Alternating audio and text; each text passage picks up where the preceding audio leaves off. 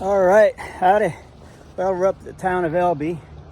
I've been asked about my bike mods, and I'm not completely done, but I'll go ahead and show it to you. Yeah, phone's shaking a bit, my hands shake, so try to steady it out a bit. Anyways, I bought this bike because as soon as I saw it, it reminded me of the 1979 Husqvarna CR390. I fell in love with that bike when I saw pictures of it in the dirt bike magazines back in '79 when I was a freshman in high school. Of course, I never had it, so this is the bike right here. Well, that bike influenced the way I modded this bike. Also, Scramblers from back in the 50s, you know, earlier bikes. I'll show you this other one.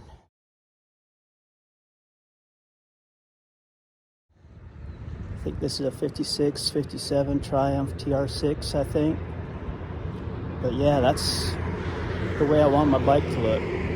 So let's go show you the mods. All right, first mod to get that lightweight look from the old Husky and that old Scrambler are the pipes. You know, the stock pipes, not too bad looking, but it gives the bike a heavy look. So for me, the Total Triumph slash cut Guy Martin pipes were the way to go. I did look at the British Customs, their slash cuts and their straight ones. Both of them are too long. And the SP ones are nice, but I want to get rid of that number plate just to give that bike a little bit of a lighter look. So these are the Guy Martins, and they do have baffles in them.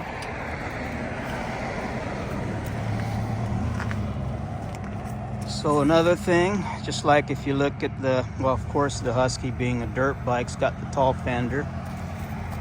On the old Triumph Scrambler, some people left the fenders low, some raised them just a little bit above the tires, and some had them up higher.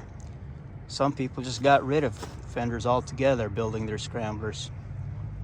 So I just went with the factory high fender kit. You know, the lots of different headlight protectors. For me, it was more about the looks and actually protecting the headlight. So this classic bike Reich, however it's said, I went with this style. It's pretty open, that way I can get my fingers in there, clean off the headlight without having to take the grill off, unbolt the headlight to get that all apart. You know, I'm still waiting. I will be adding on the Triumph short smoke grip windscreen on there, because if you look at that gauge, see how high it is? Older bikes, my H1, older bikes, all the gauges were right down on the headlights, so that doesn't work. So I'll put that little mini windscreen on there just to clean that up and keep my gauges from getting all dirty the way they are. Right now I still have the factory hand guards on there, but those will be replaced by the Bark Busters. They're on back order. While we're up there, I've got the CRG lane splitter mirrors. So these can fold in, and they've got a great view out of them. No blur, nice clear view. CRG's always made quality mirrors. Front turn signals. I went with the Moto Gadget Moblaze pins right here if you don't see them. When I did put them on, the Moto Gadget adapters were back ordered, so I went with the Motone, hoping they were fit. They work, but it's not perfect. You can see the edge. I do have the new adapters from Moto Gadget now, and I'll put those on the same time and put the windscreen brackets on. That way I only take her apart once. Next mod, I did not want the Triumph grill protectors, radiator protectors. Silver just makes that radiator stand out. I want the bike to keep a slim look, so to help with that, These are from Evotex. They're black. They tend to blend in better. Don't make that radiator stand out like a sore thumb. And since I will be fire roading, and sometimes our fire roads turn pretty nasty, like see in some of my previous videos with the GSA, did get the Triumph dresser bars, or as we all call them, crash guards. I don't like the silver color standing out. Held it up against the bike, stood out too much for me. So these will get scratched, chipped. So instead of powder coating, I ended up painting them. You know, heat the metal up, spray it with Rust-Oleum satin black. That way they're easy to touch up if I get tired of the scratches and stuff on them. So I'm sure I will drop the bike. I am short. One thing I've never tried on any of my bikes before was the pivot pegs. The factory pegs were just too narrow. Boy, my BMW GSA had great factory pegs. So pivot pegs, these are not only wider, but they're also longer. They come out further from the bike, so, and they grip the boots really, really good.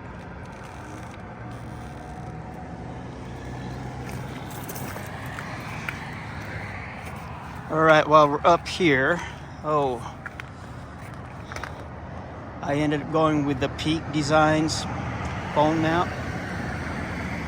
It has the vibration built into it. You don't have to buy anything extra to protect your phone. I think of all the ones out there, this was the nicest setup. Very high quality setup. So far, it's been good with my phone on there. Had no issues.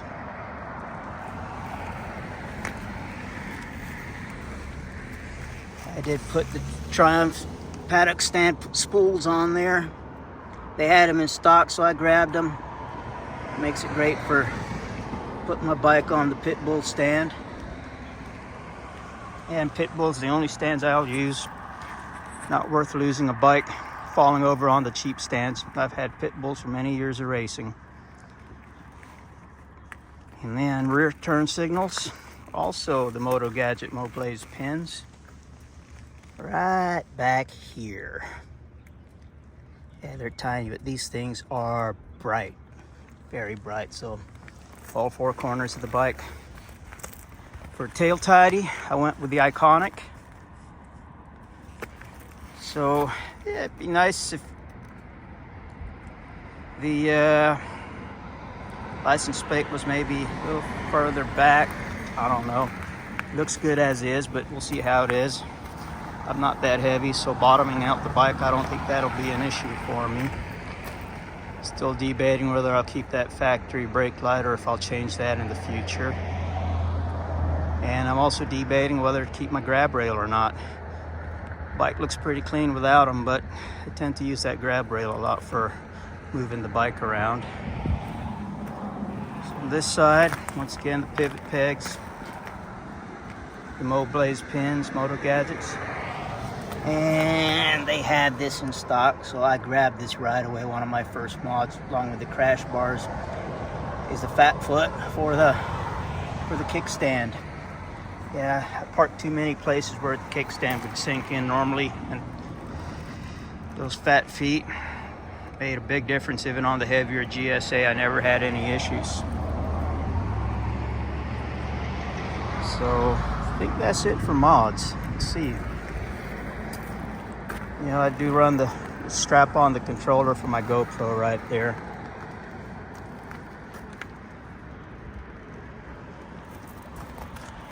You can see how clear that picture is through the CRG lane splitter mirror, and it's just as clear when you're moving down the road. Nice and clear. Can't complain about those. Great mirrors, well worth the money. So I did add the power outlet, and I did add the heated grips. So this is the cord. Just plug into my vest. Like I said, I've got a controller for it, but as cold as it is today, I just wanted full heat.